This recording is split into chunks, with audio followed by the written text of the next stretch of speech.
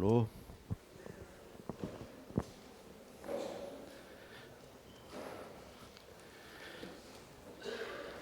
Muito bom dia para todos.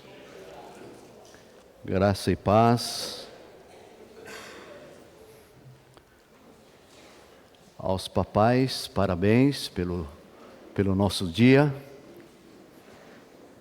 Aqueles que vão ser pais, também, hora que for, parabéns.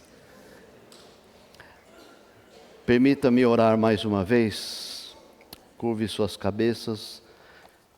Senhor, fala ao nosso coração nesta manhã.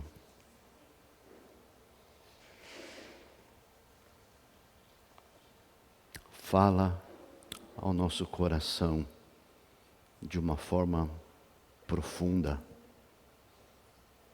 Toca, faz, Senhor, aquilo que Tu queres fazer, para a glória do Teu nome, no nome de Jesus. Amém. Amém? Quero rapidamente com vocês repartir algo que está muito visível nos dias de hoje e que se torna um grande desafio para cada um de nós. Eu quero ler um texto bíblico no livro de 1 Reis, lá no Velho Testamento, capítulo 18, versículo 30. 1 Reis, capítulo 18, versículo 30. Esse versículo está dentro de uma história extraordinária. Este versículo está mostrando uma realidade que o povo de Israel estava enfrentando. Diz assim: então Elias disse a todo o povo: chegai-vos a mim. E todo o povo se chegou a ele. Elias restaurou o altar do Senhor que estava em ruínas. Se a gente só ler esse versículo, a gente vai perder tudo aquilo que está dito antes e tudo aquilo que está sendo dito depois. Então, a coisa que, se a gente isola aqui esse versículo, uma coisa a gente vai entender que Elias chama o povo e diz o seguinte, e todo o povo chegou a ele, e diz o texto que Elias restaurou o altar do Senhor que estava em ruínas. Então, só nesse versículo a gente sabe uma coisa: o altar do Senhor estava em ruínas e precisava ser restaurado. Isso a gente não precisa ir muito longe, é o que está sendo dito aqui. Mas eu quero dar uma passeada com vocês, desde o capítulo 17 de Reis, desse momento com Elias. Então eu queria fazer um pequeno resumo para a gente poder entender aquilo que está acontecendo e o que é que Deus quer falar para nós de uma maneira contundente, de uma maneira especial, através de um texto do Velho Testamento, olhando a vida do profeta Elias. Muito bem, vamos lá para o capítulo 17. A gente não vai ler, eu vou fazer assim, tentar fazer um resumo. Aqui no capítulo 17 nós vemos coisas extraordinárias acontecendo na vida do profeta Elias. Algumas coisas que a gente não vê nos dias de hoje. Capítulo 17, versículos 1 a 7, Elias aqui diz ao rei Acabe, era o rei naquela época, que haveria uma grande seca. A gente percebe que no Velho Testamento, alguns anúncios vinham através dos profetas. Tipo isso, vai ter seca. E conforme diz aqui o texto que eu acho fantástico, no versículo 2, fala assim: veio-lhe a palavra do Senhor dizendo. A palavra do Senhor chegou até a Elias. Irmãos, é vital que a palavra do Senhor venha a nós. Nós temos hoje muitas vozes, e às vezes nós não conseguimos discernir se essa é a voz de Deus ou não. Elias diz aqui nesse capítulo que ele foi sustentado com pão e carne. Sabe através do quê? Nós vamos lá na padaria e a gente compra o pão, né? Vai lá na açougue e compra a carne. Mas eu fiquei aqui pensando, mas este homem era abençoado por Deus. Ele não ia nem para a padaria e nem no açougue. Diz o texto aqui que os corvos vinham e traziam pão e traziam carne. Irmãos, está aqui um milagre. Ser sustentado por pássaros. Numa situação delicada, nesse texto, Deus ordena a Elias para ele se afastar, para ele se retirar, ficando longe, mas bem longe do alcance das ações do rei Acabe e da sua esposa. Você sabe quem que era a esposa de Acabe? Dona Jezabel. Essa mulher era terrível. Ela matou profetas. E não foi um ou dois, muitos profetas. Olha só no capítulo 18, versículo 4. Porque quando Jezabel exterminava os profetas do Senhor, Obadias tomou 100 profetas e de 50 em 50 os escondeu numa cova e os sustentou com pão e com água. Jezabel matou muitos profetas e aqui diz que Obadias escondeu 100. Então eram muitos profetas naquela época e era nessa situação que Deus falou para Elias: retira, fica longe de Acabe, fica longe de Jezabel. Ok, nesse mesmo capítulo 17, versículo 8 em diante, novamente acontece aqui: veio a palavra do Senhor dizendo.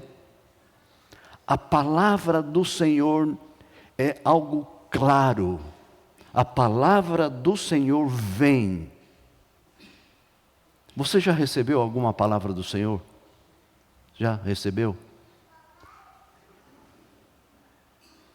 E os demais não recebeu, hein? Não recebeu? Oh, meus irmãos, agora eu fiquei preocupado, hein? Eu vou conversar com o conselho, nós comprarmos uma Bíblia para cada um de vocês. Um bom jeito é a gente olhar o que está aqui na palavra. Ela é tão atual, ela é tão verdadeira, ela confronta a gente, ela anima o nosso coração, nos dá esperança. Às vezes você está passando por alguma coisa, primeiro livro que você vai abrir, normalmente você abre no livro de Salmo, e ali vem uma palavra que encoraja, te dá ânimo. Aí veio a palavra do Senhor para o teu coração. Irmãos, não é assim alguma coisa que vem e cai do céu como um negócio estrondoso, mas às vezes num momento teu, do silêncio, do meditar, a palavra vem.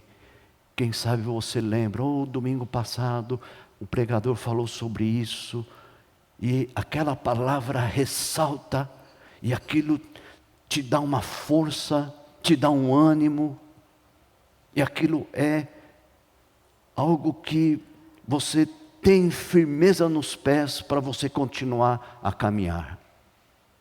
Olha que coisa fantástica. Aqui também, com Elias não era diferente. Veio novamente a palavra do Senhor para algumas coisas que tinha para o coração deste homem. Elias aqui é orientado para ir para um lugar que chama Serepta, onde havia uma viúva, que ali ele recebeu água e bolo. Era a época do deserto, não tinha mais nada. E nesse encontro, essa viúva, que não tinha mais como sobreviver com o essencial, foi abençoada com um milagre. Deixa eu perguntar, quem aqui já foi abençoado com algum tipo de milagre? Olha que maravilha. Deus, na sua infinita graça, mesmo sem a gente merecer, Ele estende a mão e abençoa. E às vezes vem um milagre na tua vida, que você fala assim: nossa, se não fosse Deus. Aqui tem uma viúva que não tinha mais nada. E olha só, e nesse encontro, essa viúva foi abençoada. Não iria faltar farinha, não iria faltar azeite, até que o Senhor pudesse fazer chover novamente. Um outro acontecimento se deu nessa família, com essa viúva. O seu filho adoeceu e ele morreu. E Elias ora ao Senhor e esse menino revive. Quando a gente olha aqui em Serepta, era uma cidade que estava sob o comando do sogro do rei Acabe. Era pai de Jezabel. Então imagina o ambiente. Elias estando numa terra de inimigos, onde ali o ambiente, onde tudo girava em torno do culto a um ídolo chamado Baal, uma viúva idólatra acolhe o profeta, onde essa mulher reconhece o profeta do Deus verdadeiro. Olha só no versículo 18, diz assim: então disse ela a Elias: que fiz eu, ó homem de Deus? Essa expressão pequena, mas me chamou a atenção. Num lugar, num ambiente de pura idolatria, uma viúva idólatra, quando Elias chega, é essa expressão que sai: que fiz eu, ó homem de Deus?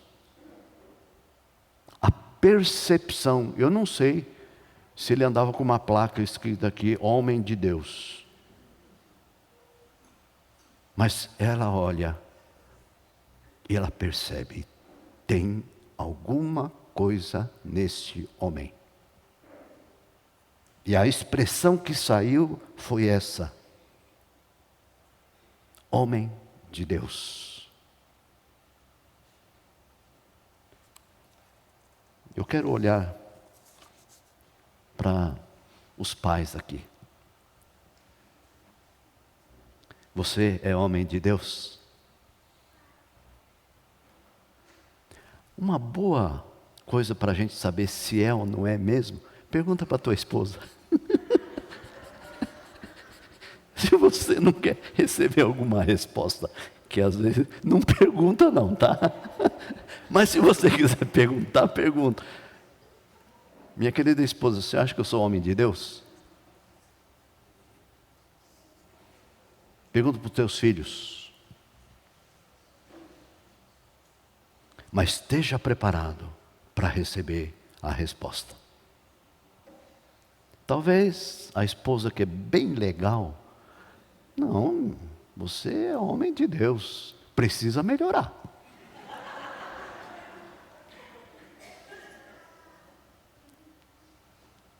Pode escutar alguma coisa assim: acho que ainda não é homem de Deus.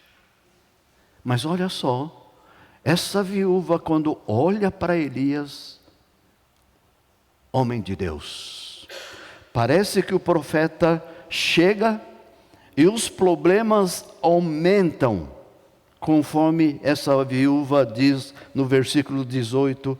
Olha só o que diz na segunda parte: vieste a mim para trazeres à memória a minha iniquidade e matares o meu filho.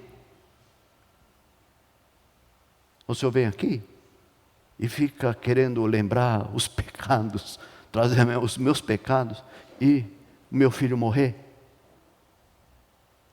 E olha só, após o filho ter ressuscitado, foram essas palavras dessa viúva. Agora, versículo 24, capítulo 17. Agora sei que tu és homem de Deus, e que a palavra do Senhor na tua boca é verdade. Homens, gostaria de ouvir um negócio desse? Agora sei que tu és homem de Deus, e que a palavra do Senhor na tua boca é verdade. Numa terra onde a idolatria estava impregnada, Deus usa Elias, e este homem sabia quem era Deus, e Elias sabia a quem ele estava servindo. Irmãos, aqui me assusta a convicção deste homem numa terra idólatra. Ele sabia quem estava servindo, e ele sabia quem era Deus. Muito bem, a gente avança um pouquinho, capítulo 18, versículo 1 até o 19, fala assim que muito tempo depois, 3 anos desde que Deus mandou Elias a se retirar para esse ribeiro que chamava Querite, onde estava a fome dominando, veio a palavra do Senhor a Elias. Olha só, mais uma vez, 18:1. Muito tempo depois veio a palavra do Senhor a Elias, no 3º ano, dizendo: vai, apresenta-te a Acabe, porque darei chuva sobre a terra. Elias reencontra e confronta o rei Acabe, e ali na conversa, Elias foi acusado de ser perturbador. A gente vê uma situação como essa, a gente percebe que parece que nos dias de hoje está acontecendo a mesma coisa. E Elias, ele responde. Olha só, versículo 18 e 19, desse capítulo 18. Respondeu Elias: eu não tenho perturbado a Israel, mas tu e a casa de teu pai, porque deixaste os mandamentos do Senhor e seguiste os Baalins. Agora, pois, manda juntar a mim todo Israel no Monte Carmelo, como também os 450 profetas de Baal e os 400 profetas do poste ídolo que comem da mesa de Jezabel. 450 profetas de Baal e 400 profetas de Aserá, outro Deus. São quanto? 850 profetas. Era muita gente. E Elias vai e fala para o rei: está aqui um desafio, vamos juntar todo mundo lá no Monte Carmelo. E acontece ali uma outra manifestação de Deus. Veja, irmãos, a ousadia, a firmeza, a convicção desse homem de Deus. Para fazer um negócio desse, precisava saber com muita convicção a quem ele servia. Porque não ia fazer um negócio assim, vamos ver no que vai dar. Todos esses profetas estavam alinhados a Jezabel. E aqui a gente começa a entender que nível de espiritualidade o povo de Israel chegou. Muito bem, dos versículos 20 até o 40, do capítulo 18, se dá o acontecimento do enfrentamento de Elias com esses 450 profetas de Baal e os 400 profetas do poste-ídolo da deusa Aserá. Diz o texto que ajuntou todo Israel e os profetas de Baal de Aserá no Monte Carmelo, e o desafio foi: até quando, olha só essa palavra chegando ao povo israelita, até quando titubeareis? Algumas versões, cocheareis. Até quando vão ficar pulando de um lado e para o outro, oscilando de um lado para o outro, entre dois pensamentos?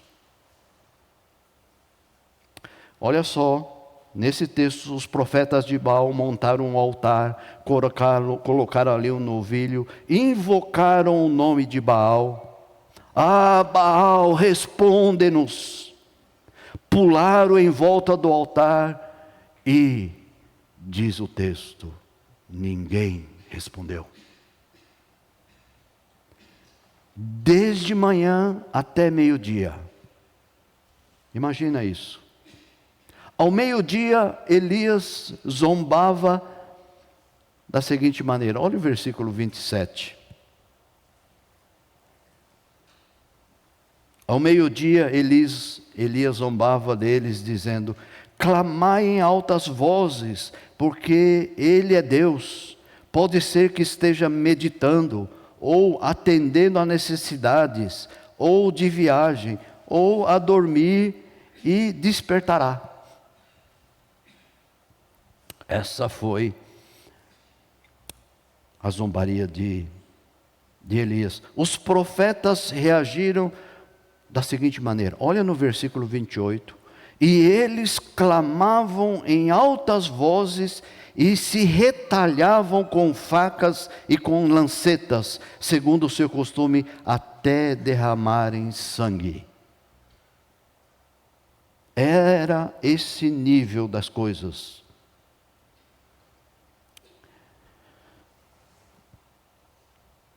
É aqui que eu gostaria de gastar um pouquinho de tempo com vocês. Aí no versículo 30, essa palavra: então Elias disse a todo o povo: chegai-vos a mim. Vem cá. Todos vocês, povo de Deus, vem para cá. Ele diz, e todo o povo se chegou a ele. O que é que será que Elias vai falar? O que este homem de Deus tem para nós? Nem imaginava eles. Elias restaurou o altar do Senhor que estava em ruínas. Irmãos, o altar de Deus estava em ruínas.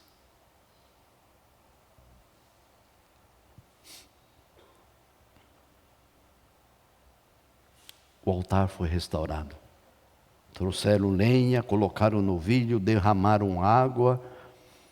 E diz o texto que Elias, ele clama a Deus.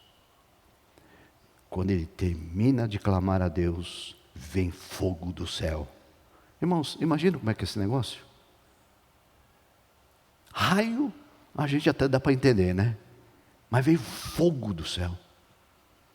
E esse fogo foi em cima do altar, consumiu todo.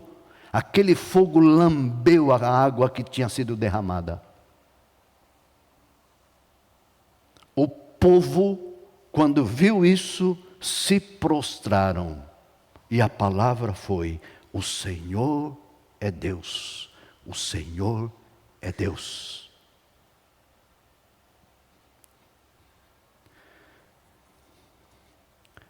precisou haver essa manifestação para que o povo pudesse perceber que realmente existe um Deus. Alguma vez você teve uma experiência que você chegou assim, pois é, não dá, tem que ter alguém muito maior, não dá, tem que ter um ser sobrenatural, não dá, tem que ter um Deus para isso acontecer. Você já chegou a alguma conclusão na sua caminhada de vida assim? Irmãos, aqui, este povo que estava longe de Deus, quando vê isso, olha só o que acontece. Olha só a palavra e o reconhecimento. O Senhor é Deus. Irmãos, não precisa acontecer um negócio desse ou alguma coisa semelhante a isso na nossa vida para a gente poder dizer que existe um Deus. Mas irmãos, muitas vezes, na permissão de Deus, isso acontece com a gente. Deus tenta se manifestar de várias formas e o nosso coração endurece. Mas quando acontece alguma coisa, existe um Deus.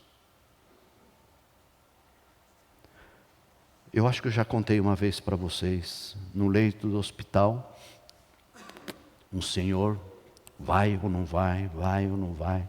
E normalmente quando o pastor é chamado para, numa ocasião como essa, aí se o paciente está consciente, ou se a família, e quando chama o pastor, ixi, a vida acho que já está nos finalmente. E estava mesmo. E a esposa falou, pastor, por favor, visita meu marido. Nós fomos. Estava a esposa, o marido na cama e o filho sentado lá num canto. Aí, a gente não sabia, né? Quem sabe uma próxima visita não vai ter mais. Então, falamos com ele. O senhor crê em Deus? Deus preparou um lugar muito especial para aqueles que o temem. E o senhor está tranquilo por partir? O senhor não gostaria de entregar a vida para o Senhor Jesus e morar para sempre com Ele? Aí, como ele estava lá imóvel, e no curso de capelania as pessoas falam assim, né? Mesmo que está em coma, fala. Porque às vezes lá a pessoa está entendendo. Aí falamos. Então eu segurei na mão dele e falei assim, dá um sinal que o senhor quer isso. Aperta minha mão um pouquinho, dá uma piscada, dá algum sinal. Sabe o que ele fez, irmãos? Fez assim, levantou as duas mãos. Bruf. Quando levantou as duas mãos, o filho que estava lá quase cai sentado. E eu também, claro.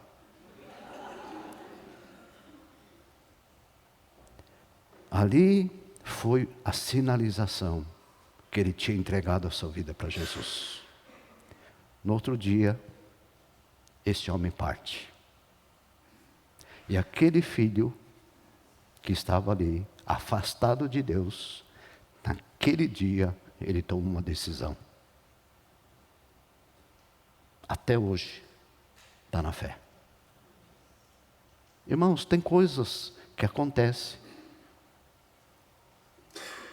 E para aquele filho, aquilo que aconteceu, tem Deus, tem alguma coisa. O Senhor é Deus.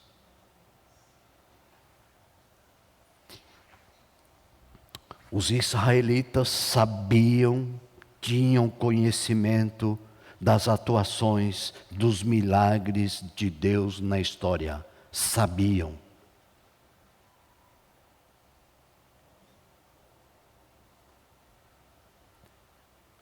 E quando eu penso nisso, é interessante. Passam-se gerações e nenhum de nós temos garantia da perpetuação da fé.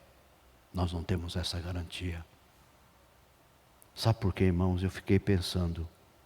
Porque a fé em Cristo Jesus, a fé na palavra de Deus, ela é individual. Não é porque meus avós, não é porque meu pai, meu vizinho, meu tio são cristãos que necessariamente eu sou. Não. Precisa haver um encontro pessoal, uma experiência única com Jesus Cristo.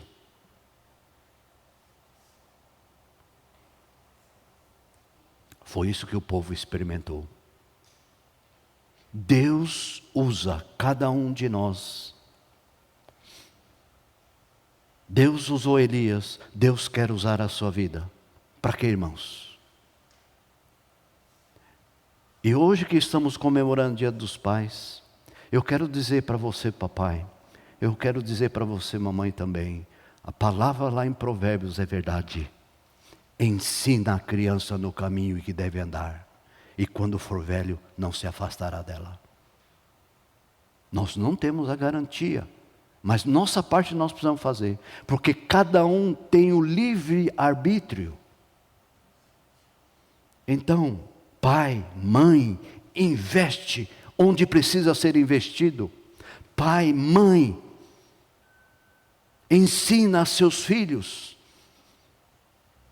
Muitos aqui são avós, já ensinou seus filhos. Muitos estão na fé. Agora o desafio são os netos. Vou dizer uma coisa para você, vovó. Ajuda, mas não é tua principal incumbência. A incumbência é dos pais. Lembra uma vez que eu disse, pais, não pega teus filhos, passa na porta da igreja, larga teus filhos lá e vai para o shopping.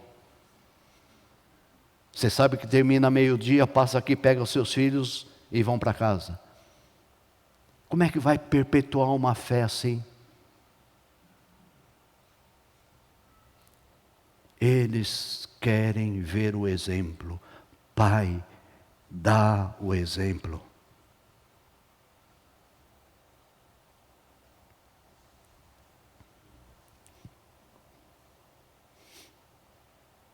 Antes do fogo cair sobre o altar, uma ação foi necessária: restaurar o altar. Antes de pedir, antes da manifestação de Deus, com a sua presença poderosa no meio ali do povo, e diante de todos aqueles profetas idólatras, primeiro, houve necessidade de restaurar o altar do Senhor que estava derrubado. Altar, o que significa isso? O altar é lugar de quê?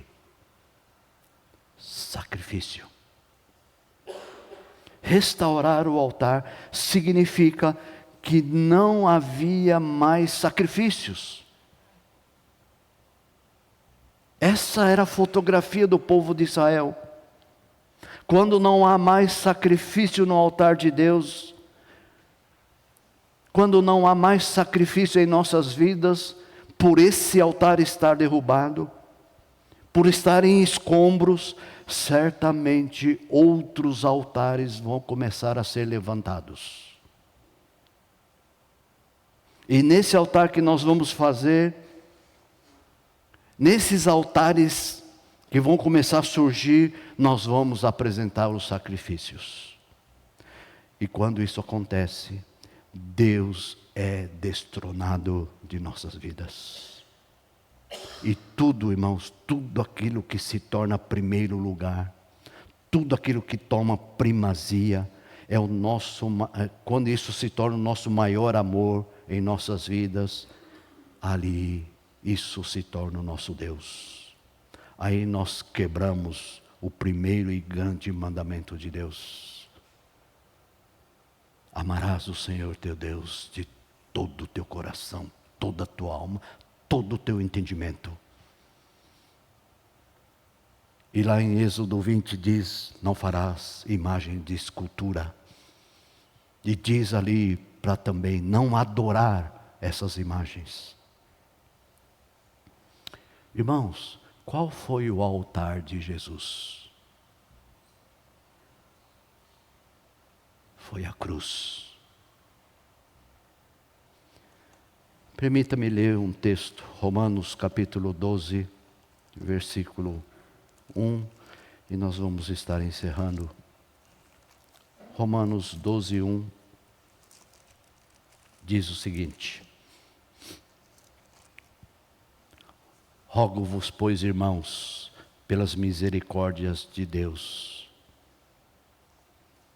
que apresenteis os vossos corpos, o vosso corpo por sacrifício vivo, santo e agradável a Deus, que é o vosso culto racional.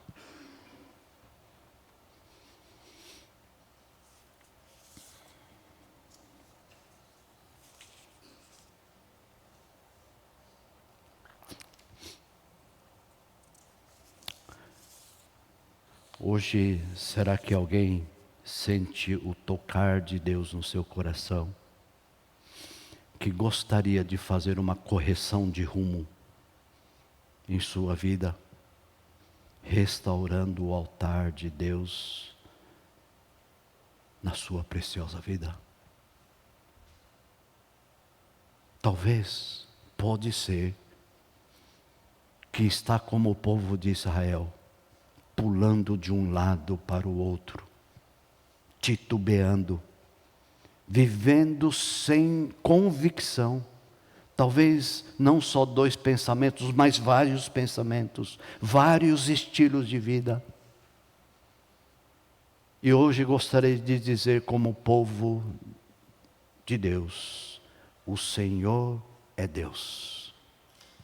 Papai, nesse dia, dizer, o Senhor é Deus. Vamos dar um passo a mais? O Senhor é meu Deus.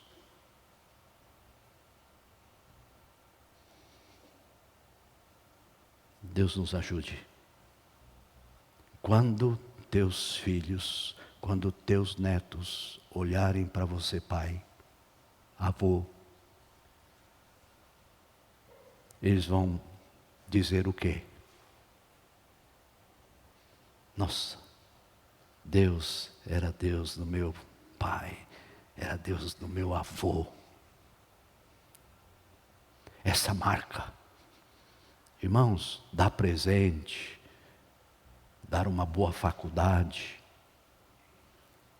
dar tudo, dar Kumon, dar futebol, dar inglês, dar... e vai dando. Errado? Não é errado. Mas dê o mais importante. Porque depende, sabe o que, irmãos? Eternidade. Então, quando os filhos olhar para você, papai, quando os seus netos olhar para você, vovô, vovó, o Senhor é Deus do meu pai, da minha mãe, do minha avó, do meu avô. Que coisa fantástica. É esse legado que nós precisamos levar. Mas hoje, pai, você que está aqui, gostaria de dizer, como um filho de Deus, o Senhor é meu Deus. Abaixe sua cabeça.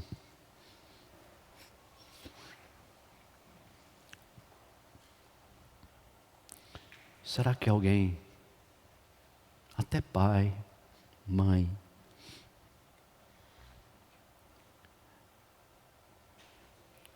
ao ouvir toda essa caminhada de Elias, você tem sentido que tem se afastado de dizer ou de viver que esse Deus é o seu Deus. Talvez outras coisas tenham se tornado o seu Deus. Se você tem sentido isso e gostaria de realinhar, gostaria de mudar o rumo nesta manhã diante do Senhor. Se você tem esse desejo, se Deus está tocando no teu coração, eu quero convidar você a ficar de pé no seu lugar.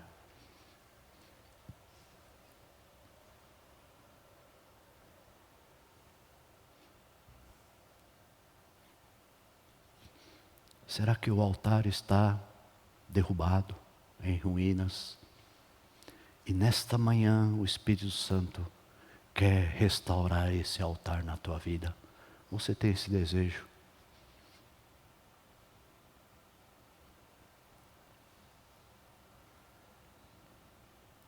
Se você tiver esse desejo, gostaríamos de orar.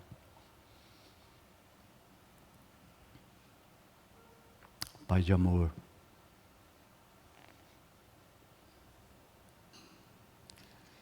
olha para dentro de nós e não permita, Senhor, que outros deuses tomem conta das nossas vidas.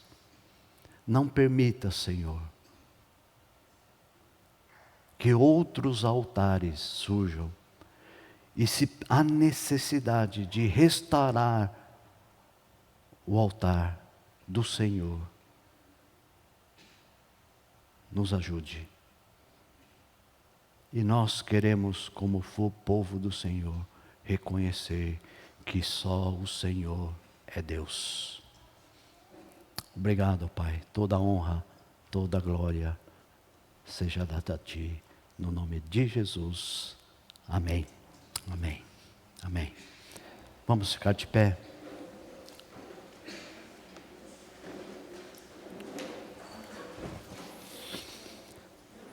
Nós vamos receber a bênção. Logo depois da bênção, as crianças vão fazer uma homenagem aos pais. Então pedimos que vocês permaneçam, né? E nós vamos apreciar e nós vamos louvar a Deus juntamente com as crianças, né? Por esse momento. Vamos receber a bênção. Ou se quiser dar a mão, pode dar a mão, né? Como de costume.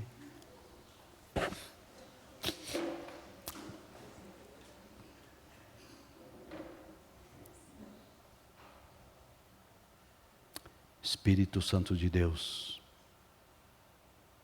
restaura o altar nas nossas vidas. E hoje, como igreja do Senhor, nós queremos confessar e queremos reconhecer que o Senhor é Deus. O Senhor é o meu Deus. Que a graça do Senhor Jesus Cristo, o amor de Deus Pai, a comunhão, a consolação, o poder, a unção do Espírito Santo, seja com cada um de vós, seja com todo o povo de Deus, agora e para sempre. Amém. Amém.